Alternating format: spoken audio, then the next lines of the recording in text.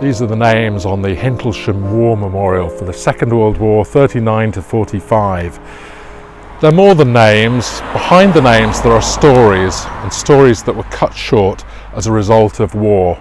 The stories of sailors, soldiers and airmen. Frederick Coe, he was a soldier, served in Italy and is buried at Anzio at the Beachhead Cemetery. Ronald Gant, he was a sailor.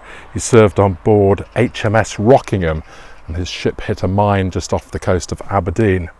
And then finally, Harold G Tipple.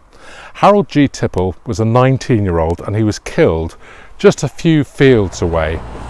He died 81 years ago and his name has just appeared on the memorial. This is his story, the story of Harold G Tipple, the last man on the memorial.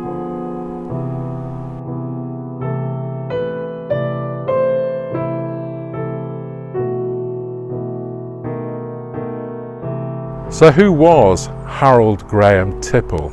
Well, Harold was born in St Leonard's on the 5th of August 1920. He went to school at Bishop Stortford College in Hertfordshire, where to this day he's remembered as being a great swimmer.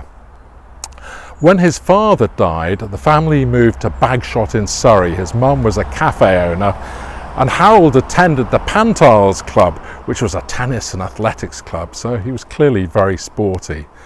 And it was at this time that he learnt to fly.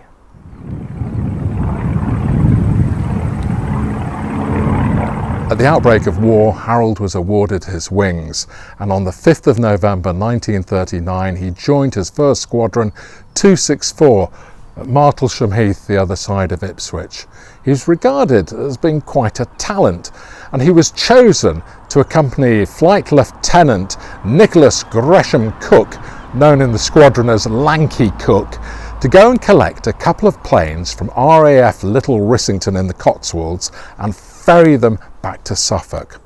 The planes were Fairey Battle Mk1s, light bombers, a plane Harold had never flown before. The re-equipment of the Royal Air Force with new planes is progressing. They arrived at Little Rissington a couple of weeks before Christmas, but when they arrived the weather was dreadful, and for 2 days Harold and Lanky Cook kicked their heels at Little Rissington waiting for that weather to improve. On Saturday the 16th of December it broke and the clouds cleared and the visibility was 8 miles, which was very good. There was no time for a practice flight. Lanky did his best. He gave Harold some instruction in the cockpit. He wrote down some drills. He even set up the instrumentation for Harold's takeoff. But they didn't actually practice before they took off.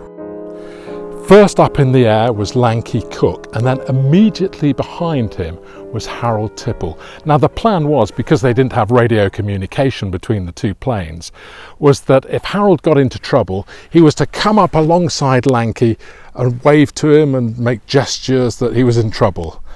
That was as sophisticated as it got. From the get-go, Harold's plane was in trouble.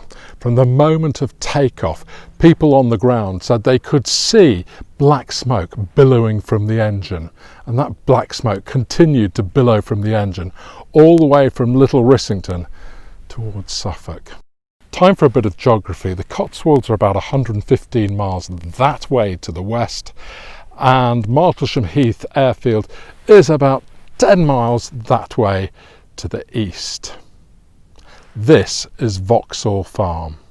The first plane to be seen flying over Vauxhall Farm was Lanky Cook's. It came from that direction, from Raydon, went over the village of Raydon, went over the station that used to be at Raydon, and then at about 1,000 feet flew easterly towards Martlesham Heath.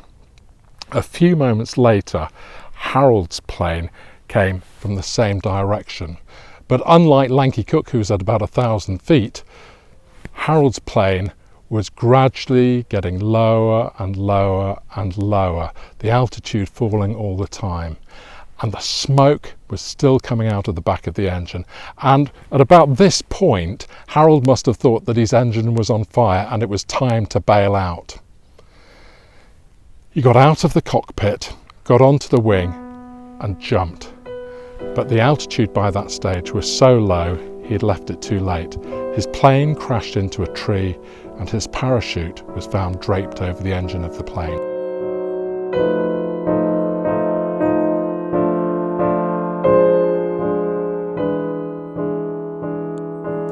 After the accident, Harold's body was taken to a mortuary at RAF Martlesham, which is about 5 miles in that direction. 2 days after the crash, there was an inquiry held at Martlesham Heath. Amazingly, witnesses were brought over from the Cotswolds, witnesses were summoned from Hintlesham and Chattersham, the local bobby had to appear, and they all gave evidence into the crash.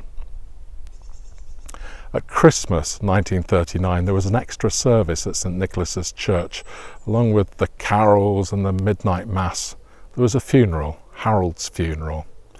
And he was buried in this grave under the lime tree in the churchyard at Hintlesham, far away from family and friends. His grave, however, was tended for many years by a lady living in the village and her granddaughter, Margaret Spraggins, who to this day still remembers being brought here by her grandmother to lay flowers on the pilot's grave. They didn't have to, they weren't friends, they weren't family. It was just an act of kindness to the pilot.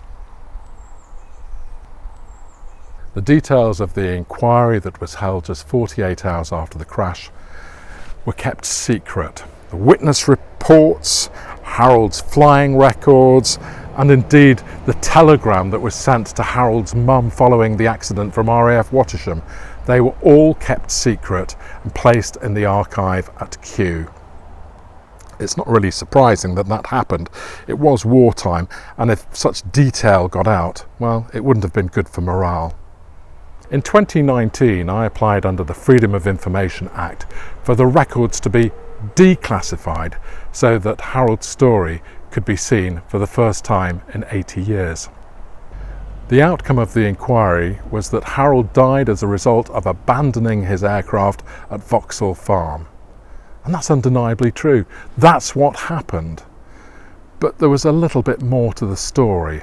Several of the witnesses at the inquiry had lingering, niggling doubts as to whether Harold was suitably qualified and certainly experienced enough to take a plane from Little Rissington that he'd never flown before and fly it solo back to Suffolk.